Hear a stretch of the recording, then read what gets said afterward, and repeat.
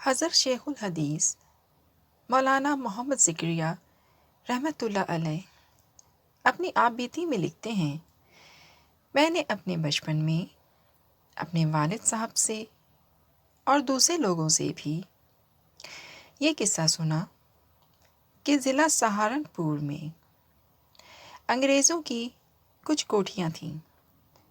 اس کے کرب و جوار میں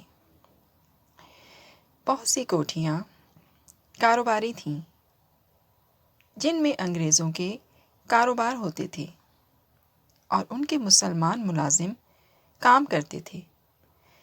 وہ انگریز دہلی، کلکتہ وغیرہ بڑے شہروں میں رہتے تھے۔ کبھی کبھی معائنے کے طور پر آ کر کاروبار کو دیکھ جاتے تھے۔ ایک دفعہ اس جنگل میں آگ لگی، قریب ساری کوٹھیاں جل گئیں۔ ایک کوٹھی کا ملازم اپنے انگریز آقا کے پاس دہلی بھاگا ہوا گیا اور جا کر واقعہ سنایا کہ حضور، سب کی کوٹھیاں جل گئیں، آپ کی بھی جل گئی۔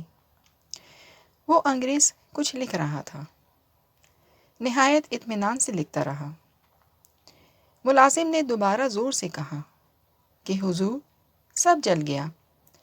اس نے دوسری دفعہ بھی لاپرواہی سے جواب دے دیا کہ میری کوٹھی نہیں جلی، اور بے فکر لکھتا رہا۔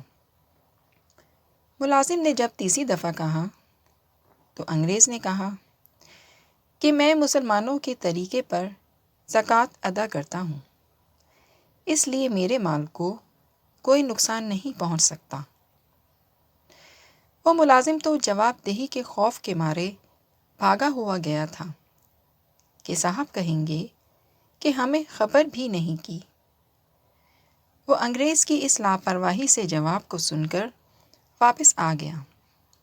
آ کر دیکھا تو واقعی میں ساری کوٹھیاں جل چکی تھیں، مگر اس انگریز کی کوٹھی باقی تھی۔